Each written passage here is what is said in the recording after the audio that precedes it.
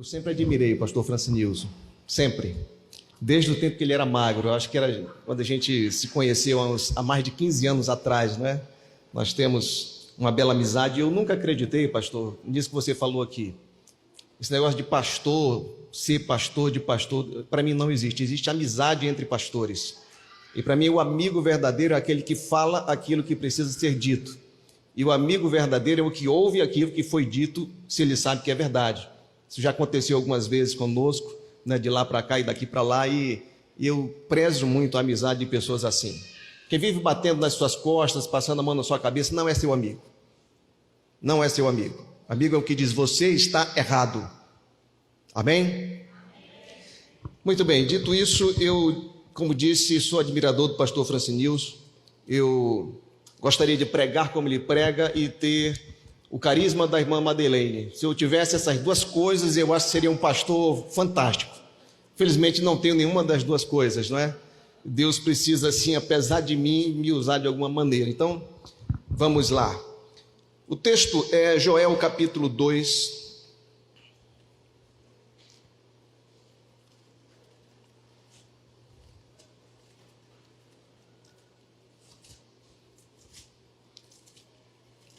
Joel capítulo 2, vamos ler o 28 e o 29.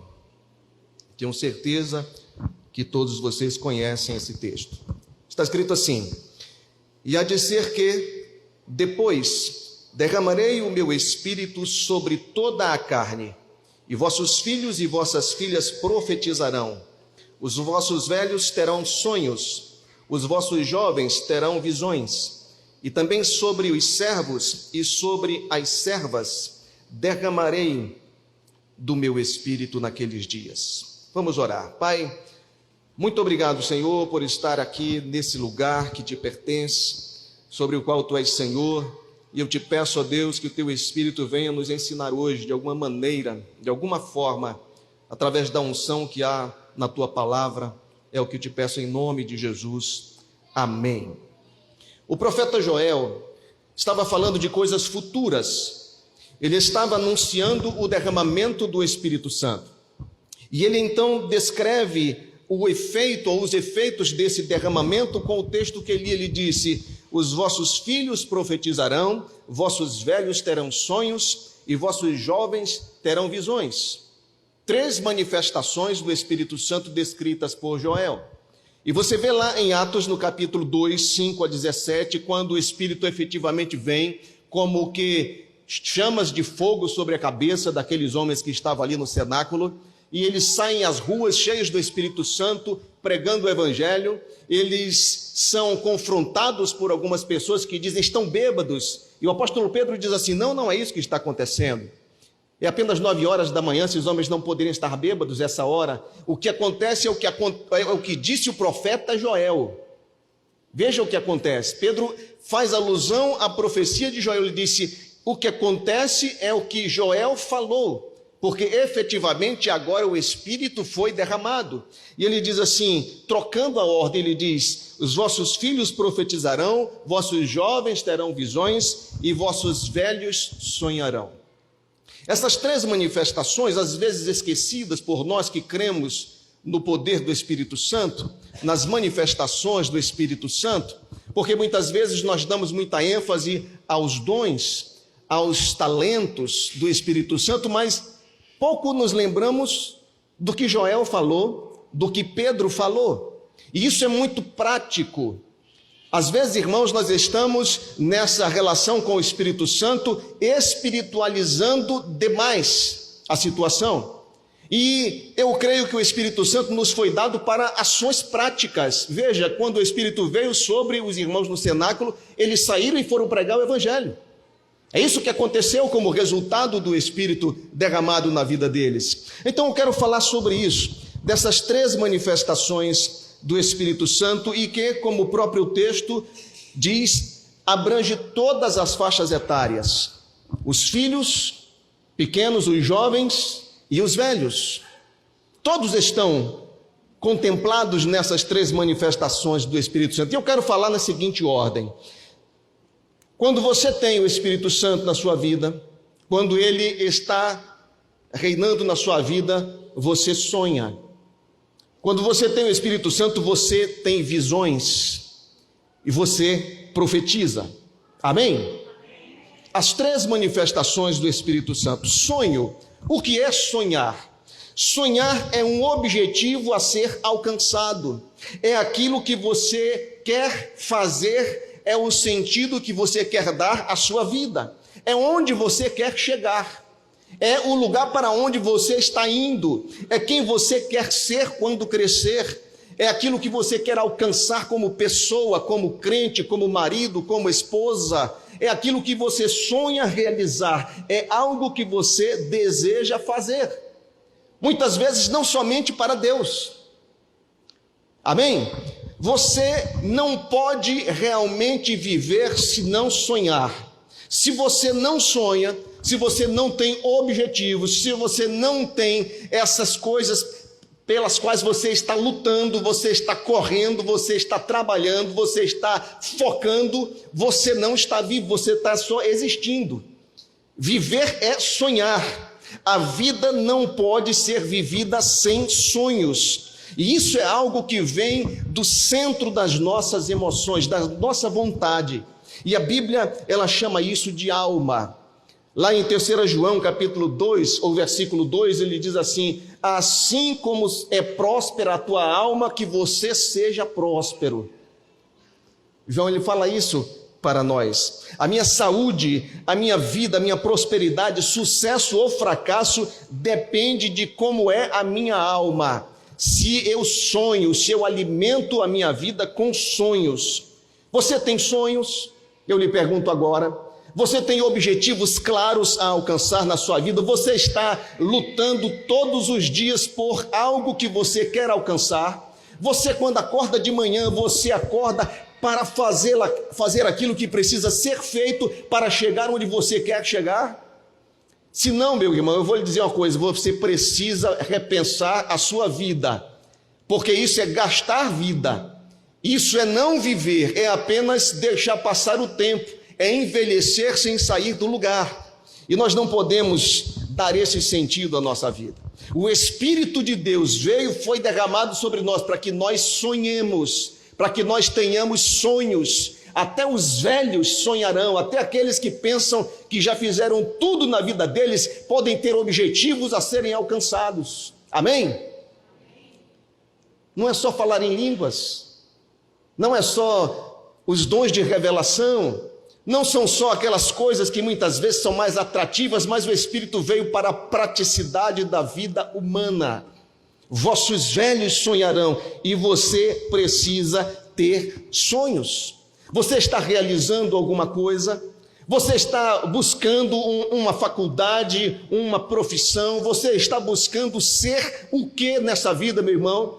Você está lutando todos os dias para alcançar o quê? Que tipos de sonhos o Espírito tem formado no teu coração?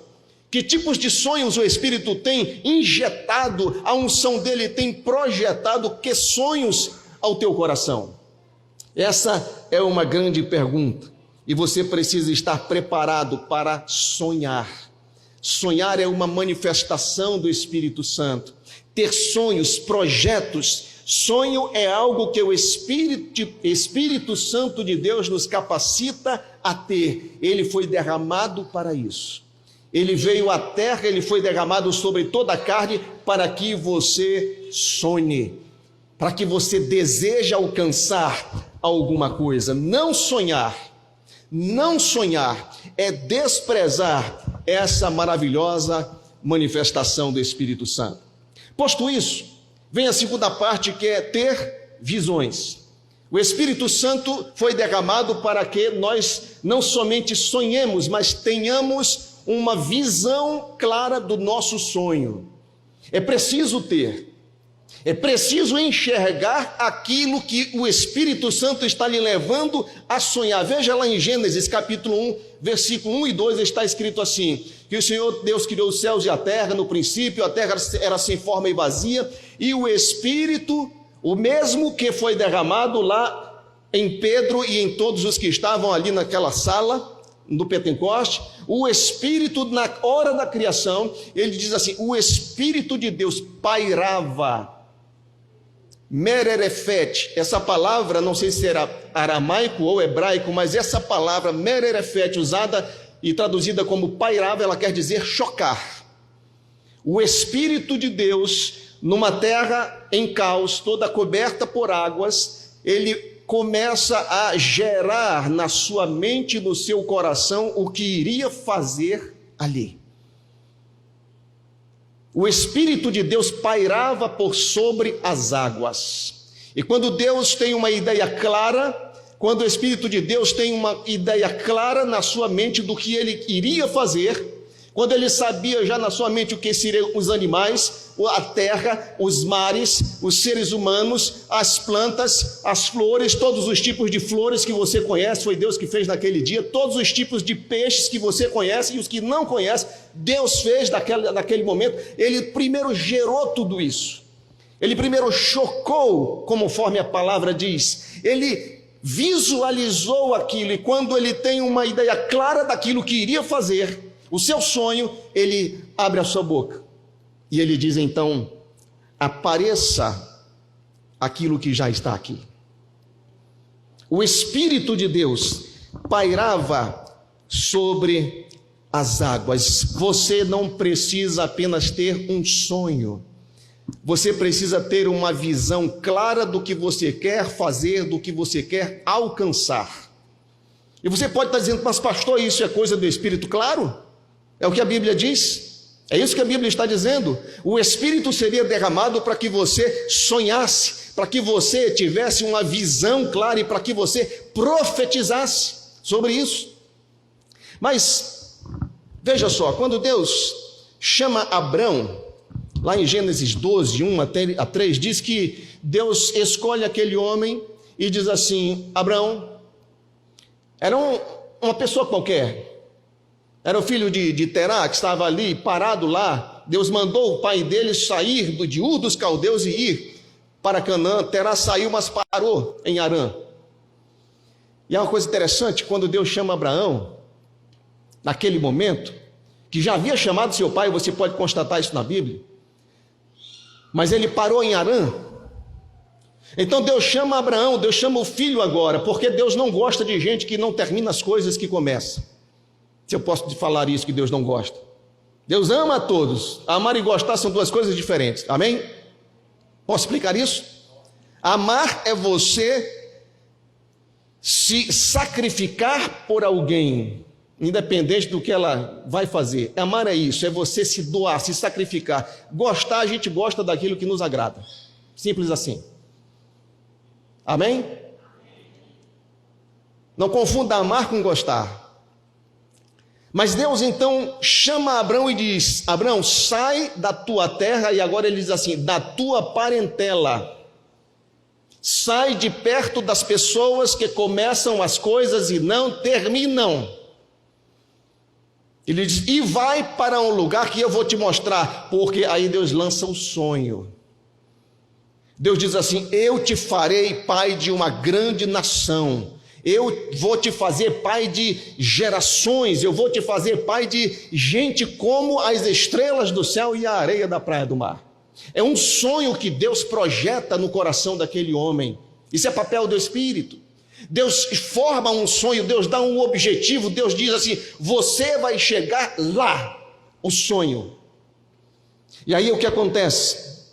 No momento em que Abraão se separa de Ló, porque Deus disse, separa da tua parentela, mas ele ainda levou o sobrinho, não é?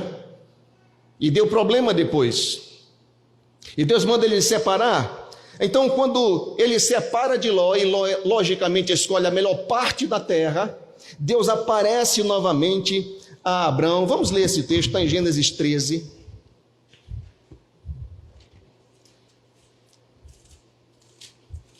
Do 14 até o 18.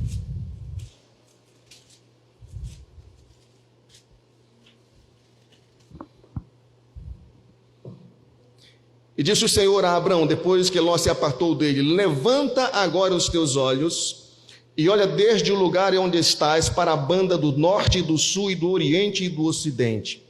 Porque toda esta terra que vês, te hei de dar a ti e a tua semente para sempre.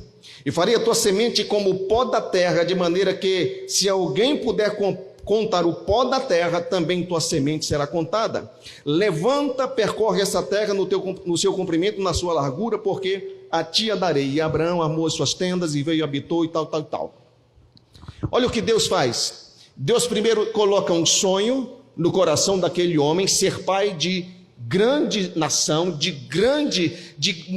milhares e milhares de pessoas, um homem casado com uma mulher estéril. E depois Deus dá uma visão do sonho. Deus diz assim: Abraão, está parecendo um pouco difícil para ti, eu vou te ajudar. Olha para a extensão dessa terra, olha para toda a volta, leste, oeste, sul, norte, olha até onde tua vista alcançar. Eu vou te dar isso, uma visão clara do sonho. E Deus, não satisfeito ainda, diz: olha para o chão, olha para o pó da terra, olha para o chão e se pergunte se alguém pode contar isso. Eu vou fazer assim com a tua descendência, vai ser como o pó da terra. Irmãos, Deus estava ajudando aquele homem a sonhar. Deus estava ajudando aquele homem a ter uma visão clara do sonho que ele recebeu do Senhor. Nós precisamos sonhar e precisamos ter uma visão clara dos nossos sonhos. Por isso, depois, Abraão está novamente precisando de um reforço. Abraão está entristecido, está desanimado dentro da tenda. Lembram disso? Está dentro da tenda. E muitas vezes é assim que nós estamos em algum processo da nossa vida, dentro de uma tenda, não conseguimos ver nada além daquilo. E Deus diz assim: sai dessa tenda, sai daí. Sai desse problema, vai lá para fora, agora olha para as estrelas do céu. Eu fico imaginando aquele céu que Abraão viu, sabe, não tinha energia elétrica. E você sabe, quando não tem iluminação aqui embaixo, lá em cima fica mais iluminado. Rapaz, Deus diz assim: olha para as estrelas. Abraão olha e diz: agora conta, se puderes. Deus estava dizendo: você precisa ter uma visão clara do sonho que você quer alcançar. Você precisa formar na sua mente, no seu coração, uma visão, porque senão você não vai conseguir ânimo, você não vai conseguir força, você nem sabe aonde quer chegar. Amém, irmãos? Amém. Deixa eu contextualizar. Você quer ser um médico? Uma vez chegou um irmão da igreja para fazer um concurso, sabe? Ele estava me pedindo conselho sobre fazer um concurso ou não. E ele disse: pastor, abriu o concurso para vaga tal, e eu queria fazer esse concurso, mas só tem uma vaga. Eu disse: e você precisa de quantas? Não é assim, irmãos? Às vezes a gente está dentro da tenda e só olha o problema, só olha a coisa negativa, só... Tem uma vaga, pode ser dele, é só ele estudar, é só ele queimar a pestana, é só ele se fazer o que é preciso fazer. Deus não vai ajudar, Deus não vai dar cola, o Espírito Santo não vai lembrar aquilo que ele não aprendeu, amém?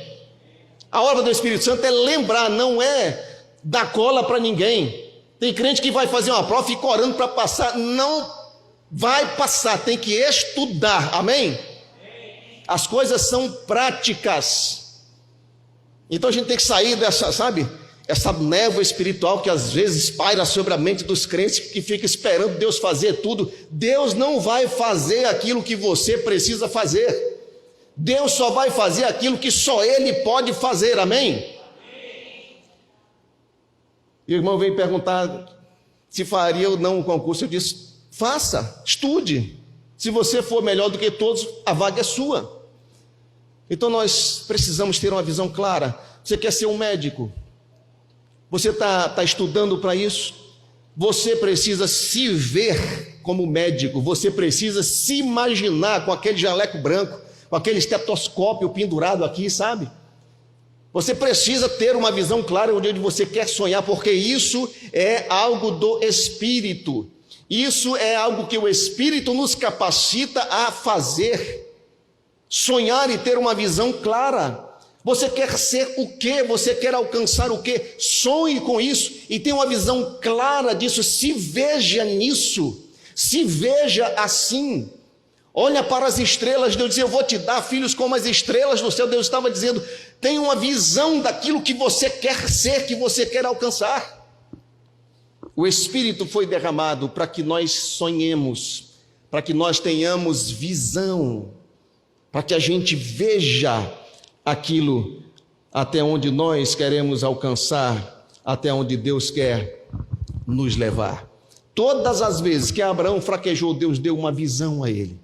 Deus reforçou a fé de Abraão com uma visão. E você precisa ter uma visão dos seus sonhos. Você precisa. Quando temos uma visão clara dos nossos sonhos, nós somos capazes de ver além do que existe. Entende? Quando nós temos uma visão clara dos nossos sonhos, nós nos tornamos capazes, pelo Espírito de Deus, a ver além daquilo que está aparente, além daquilo que nós já estamos vivendo, além daquilo que existe nesse momento. Isso é algo que só o Espírito de Deus pode fazer. Enxergar além, e isso é fé. Ter uma visão daquilo que não existe ainda é possível pela fé. Eu vou lhe dizer, um homem de fé, não sei se ele é crente ou não, e o fato é que não só tem fé quem é crente. Tem muito descrente que tem mais fé do que crente. Eu vou lhe dizer, um homem, Michelangelo, pintava pinturas maravilhosas, fazia estátuas, esculturas maravilhosas. Ele fez o rei Davi.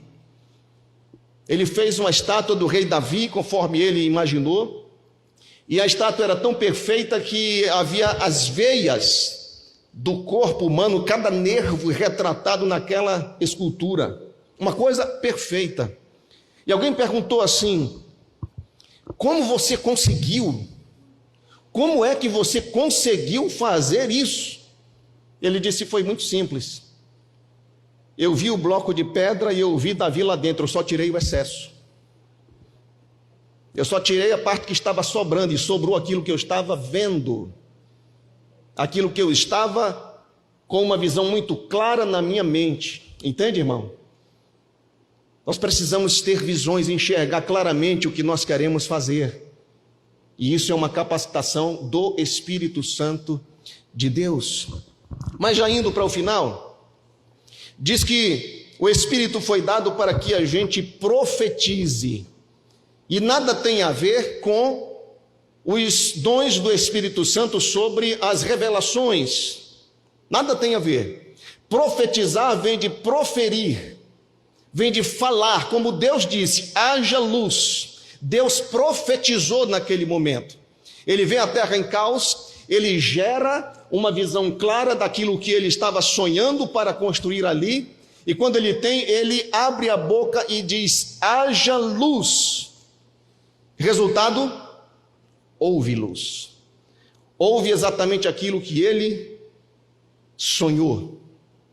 E é claro, irmãos, Deus não ficou, sabe, como muitas vezes a gente, está escuro, está um caos, não tem nada. A tendência natural nossa é reclamar. Ah, está escuro, não tem luz. Deus não reclamou, não ia adiantar. Deus não ficou murmurando do caos que estava ali na terra, ela toda inundada. Não adianta reclamar. Não adianta falar aquilo que a gente não quer que aconteça. Deus falou exatamente aquilo que ele queria que acontecesse. Está escuro, precisa consertar, ele abre a boca e diz: haja luz. Deus profetizou. Porque o Espírito nos ensina aquilo que ele mesmo faz. Profetizou. Havia trevas sobre a face do abismo. O Espírito de Deus choca toda aquela criação, e quando tudo está perfeito na sua mente, ele abre a boca e diz: haja luz. Tudo o que nós falamos é profético. Absolutamente tudo. A nossa língua tem poder. As nossas palavras têm poder. Nós não temos o poder de Deus, compreenda, de nós abrirmos a boca e as coisas acontecerem imediatamente, não. Isso é um atributo de Deus, mas as nossas palavras têm poder, elas são sementes. Abra sua Bíblia em Provérbios 18, 21.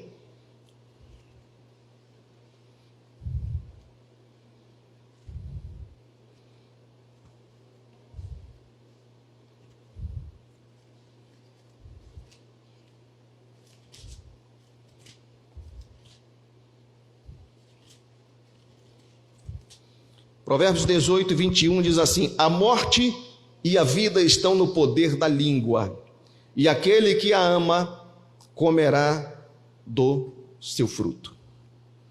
A morte e a vida estão no poder da língua.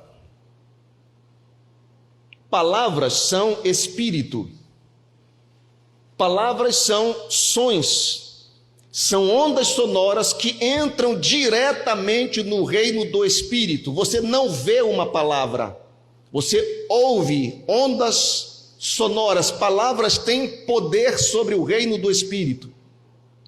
Jesus certa vez diz: as minhas palavras são espírito e são vida. Às vezes as nossas palavras podem ser e são espírito, mas podem ser morte. Por isso, Salomão disse: a morte e a vida estão no poder da língua, e nós colhemos o fruto daquilo que falamos, daquilo que nós proferimos. Estão entendendo?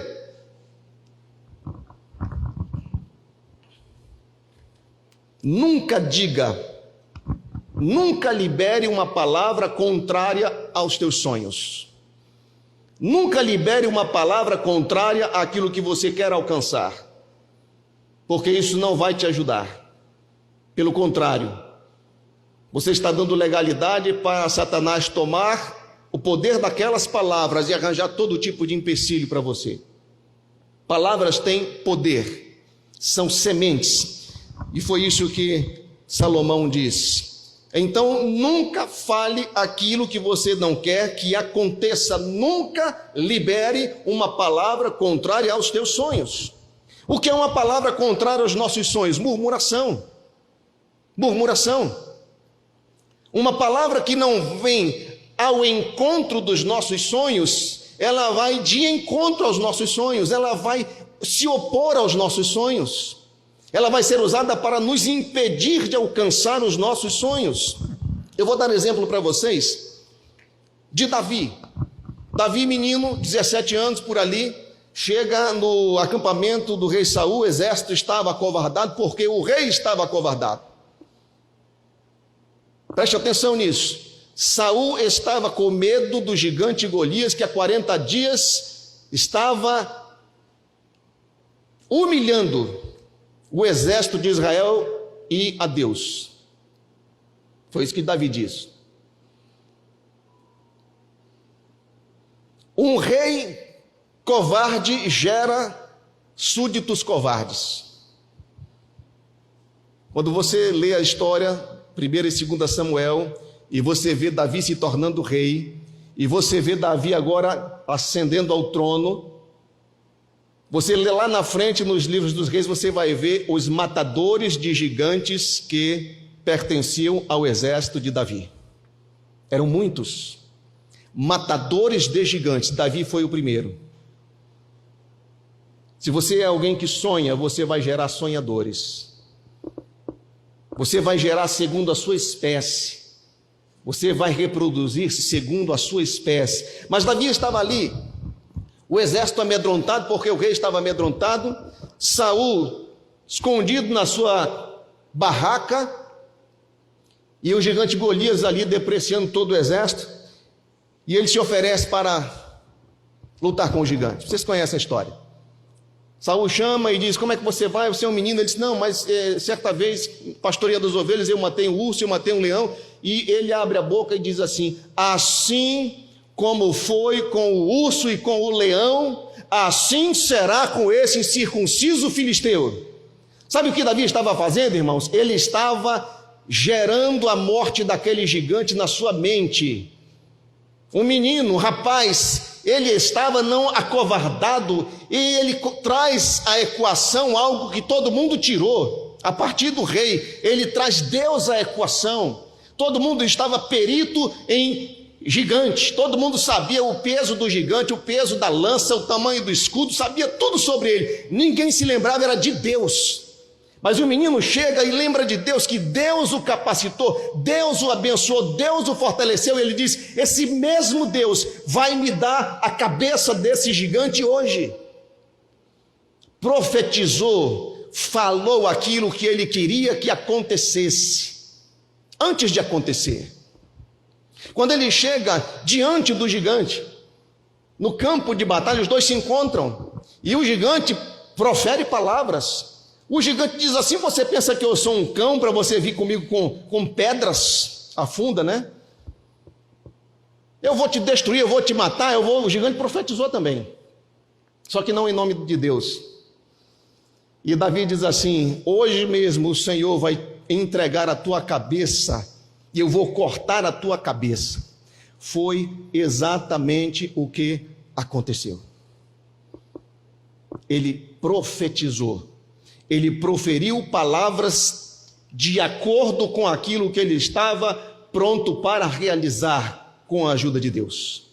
E às vezes, irmãos, nós falamos tanta bobagem, né? Nós falamos tanta coisa que não deveríamos falar. A gente diz tudo menos a bênção, a gente diz tudo menos a vitória, a gente diz tudo menos que Deus é conosco, a gente diz tudo menos que Deus vai nos ajudar, vai nos fortalecer. O mesmo Deus que lá no passado nos manteve vivo até o dia de hoje, Ele vai nos dar vitória sobre o hoje, e amanhã nós estaremos com Ele. Mas às vezes não é assim. Às vezes ficamos: meu Deus, e agora como é que vai ser? Como é que vai ser nesse problema? Meu Deus. Isso não é clamar a Deus, isso é murmurar. Isso é levar o nome de Deus em vão. Meu Deus, isso não é, meu irmão, não é clamar a Deus. Quando a gente clama a Deus, a gente diz assim: Senhor, eu sei que Tu tens sido o meu refúgio, a minha fortaleza. Eu sei que o Senhor tem sido aquele que é para mim como uma torre forte. Torre forte é o nome do Senhor, a qual o justo se acolhe e está seguro. Que seja esta a nossa profecia, a nossa palavra liberada, amém? É preciso profetizar de acordo com aquilo que Deus está gerando no nosso coração. Mais um exemplo: Moisés está com o povo de Israel diante do Mar Vermelho. O mar, impedimento, o exército de Faraó atrás, era a morte dos dois lados. O povo começa a murmurar, não é? O povo de Israel era bem murmurador. Ao invés de dizer a bênção, ao invés de profetizar a vitória, começaram a dizer: e agora, Moisés? Moisés, e agora o que vai ser? E aquele negócio. Aí Moisés, sem falar com Deus, leia o texto depois. Moisés não falou com Deus naquele momento. Ele libera uma palavra ao povo, ele diz assim: não temais. Quando você for ler o texto, você vai ver que isso foi antes de falar com Deus. O povo vem murmurar e Moisés diz assim: não temais, estai quietos e vede o livramento do Senhor, que hoje vos fará, porque estes egípcios que vocês estão vendo hoje, nunca mais os vereis para sempre. E quando ele libera essa palavra, essa profecia, quando ele profetiza sobre a situação, ele vai lá com Deus e diz assim: Senhor, o povo está chateado e não estão vendo saída. E Deus diz assim: por que você clama a mim? Diga ao povo que marche. Olha, irmãos, qual é a resposta de Deus muitas vezes para nós? Ficar com nhenhenhen, com mimimi. Ele diz: vai adiante, foi eu que mandei. Foi o que ele disse a Josué: não te mandei eu, ser forte e corajoso, não temas. Vai, mete o pé na água. Às vezes o medo de botar o pé na água é tão grande, né, que a gente morre ali na praia, porque não tem um sonho, porque não tem uma visão clara daquilo que quer chegar com a ajuda do Senhor, e não fala adequadamente, não abre a boca adequadamente. Moisés, ele libera uma palavra de acordo com as suas expectativas e com aquilo que Deus lhe diz: você vai tirar esse povo da escravidão e vai conduzir até Canaã. Ele libera uma palavra de acordo com o sonho dado, com a visão dada. E aí, o resto da história você já sabe. Nunca mais se viu mesmo aqueles egípcios, porque todos naufragaram, cobertos pelas águas do Mar Vermelho. É preciso, irmãos, sonhar. É preciso ter uma visão clara do sonho que Deus tem colocado no teu coração. E é preciso profetizar. Para terminar, vamos para Ezequiel 37. Todos vocês conhecem também. Ezequiel 37. O profeta diz que Deus o levou a um vale de ossos secos. Ossos sequíssimos. Caos total, morte, apenas morte ali. E Deus então fala ao profeta e lança um sonho. Ele diz assim a Ezequiel: poderão voltar a viver estes ossos? Isso é o sonho. O sonho é dado por Deus. Poderão voltar a viver esses ossos? O sonho foi plantado. E aí o profeta, que não era tolo nem nada, ele devolve a Deus. Deus diz: poderão voltar a viver esses ossos? Ele diz: tu é que sabe, Senhor. Veja, vamos ler o texto. Ezequiel 37.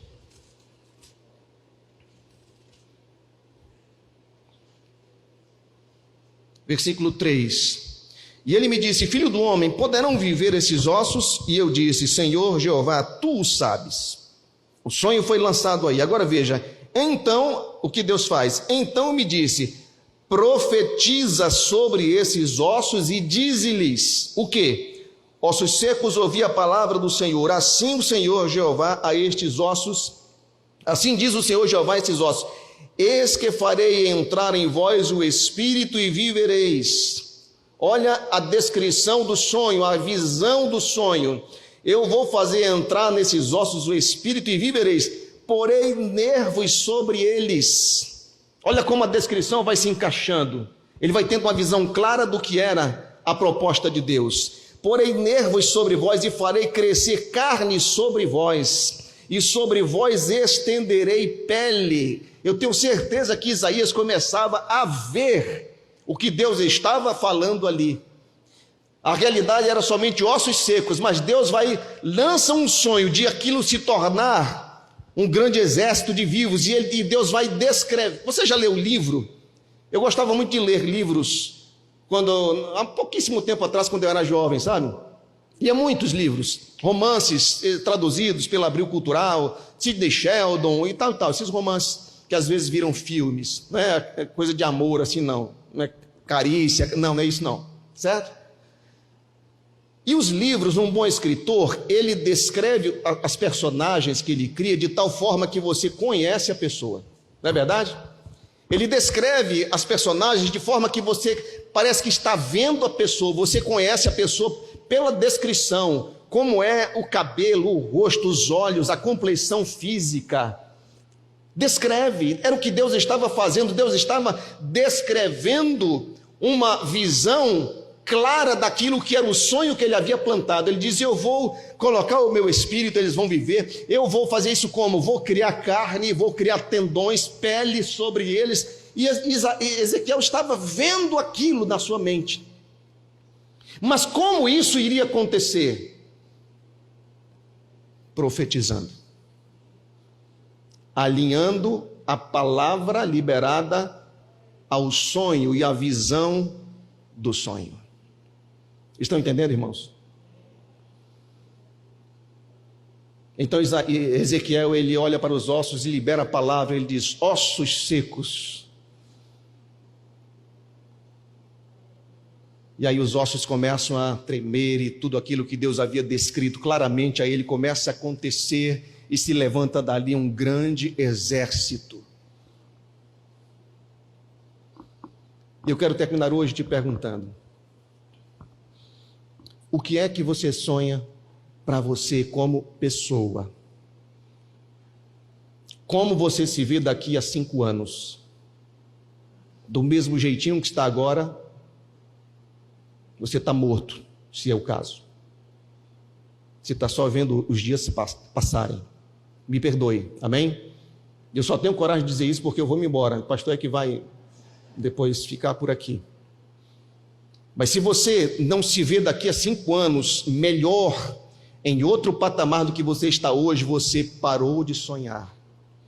Como é que você vê profissionalmente? Como você se vê profissionalmente? Porque você pode ser o que você quiser. Você pode desenvolver a profissão que você quiser. E eu vejo os jovens hoje desenvolvendo a profissão de gamers. Eles passam o dia inteiro jogando videogame. Eu gosto de jogar videogame. Eu resolvo muito problema da igreja jogando videogame, sabe? Quando eu estou ali matando os outros, o bonequinho eu estou pensando, e às vezes mato os irmãos também, assim, né? Eu não falei da diferença de amar e gostar, né?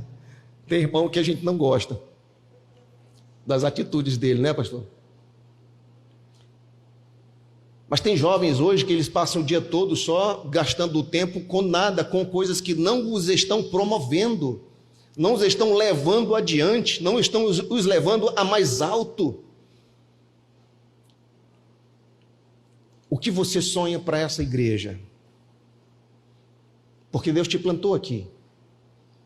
Você não está servindo em outro lugar. Deus te plantou neste lugar, nesta igreja, nesta cidade, neste bairro. Em outros bairros, outras igrejas estão trabalhando. Mas aqui, as pessoas daqui, as pessoas que conhecem você, as pessoas que estudam com você, que moram com você, as pessoas que cruzam na tua vida, como você tem pensado em trazê-las para Cristo? De que maneira você tem sonhado isso? Pastor, nunca sonhei isso. Você está morto como crente. Você é um consumidor de pregação apenas. É isso. Você é um frequentador de um culto. Porque os servos do Senhor, aqueles que conhecem o Senhor, eles estão ávidos para obedecer a ordem do Senhor. Ide. Encerrando, eu lhe digo, Jesus plantou um sonho no coração dos discípulos, maior do que eles, e maior do que o momento que eles estavam vivendo.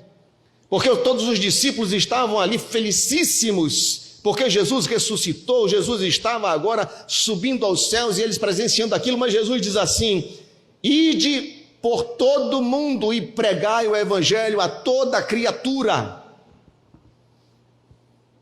Fazei discípulos de todas as nações. Os caras eram escravos de Roma. Israel era um país conquistado e escravizado por Roma, naquele momento. E Jesus diz assim: vocês vão alcançar as nações da terra. Deus é perito em pintar quadros na nossa mente, para que a gente tenha sonhos maiores do que nós mesmos e dependamos dele para alcançá-los.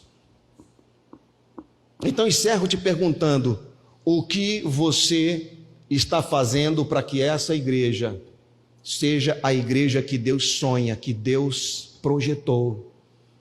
Como você tem agido e se desenvolvido para que essa igreja, que tem o maior e melhor pastor dessa cidade, porque esse é o pastor Francinilson, como eu disse, eu queria pregar como ele, não consigo, então tenho que falar essas besteiras que eu estou falando aqui, mas vocês têm um pastor e uma pastora altamente preparados, capacitados para conduzir vocês a um grande sucesso nesse lugar que Deus os colocou. Eu quero te convidar hoje a sonhar. Sonhe para você, sonhe sobre você, sonhe sobre a tua vida profissional, sonhe sobre o teu casamento, sonhe sobre o que você quiser, é de Deus. O Espírito veio para isso, mas você tem um sonho para sonhar também, o sonho de Deus para esta igreja, o sonho de Deus para as pessoas que estão indo para o inferno, que gravitam aqui ao redor dessa igreja. Deus sonha, Deus pagou um preço alto para que isso acontecesse, e nós precisamos sonhar esses sonhos, irmãos. Nós precisamos sonhar e ter uma ideia muito clara. Como vocês vão fazer isso? Como? É sentar com o pastor e dizer: pastor, como é que a gente vai alcançar essas pessoas? Entende? Tem igrejas que passam 10, 20, 30 anos do mesmo jeito e do mesmo tamanho porque nunca fizeram isso. As pessoas não serem desafiadas pelo pastor, mas elas desafiarem o pastor, chegarem e dizer: pastor, como é que nós vamos alcançar as pessoas aqui? Vamos elaborar um plano, vamos fazer alguma coisa sistemática, vamos fazer o que para alcançar? Amém? Às vezes as igrejas estão esperando só o pastor fazer alguma coisa, só ele desafiar, só ele, e todo mundo fica ali na resistência. Irmãos, Deus sonhou que cada pessoa desta cidade fosse como você, tivesse o nome delas escrito no livro da vida. E Ele quer usar você para isso. Amém? Então, dizendo essas palavras, eu me despeço de vocês e passo a palavra ao pastor.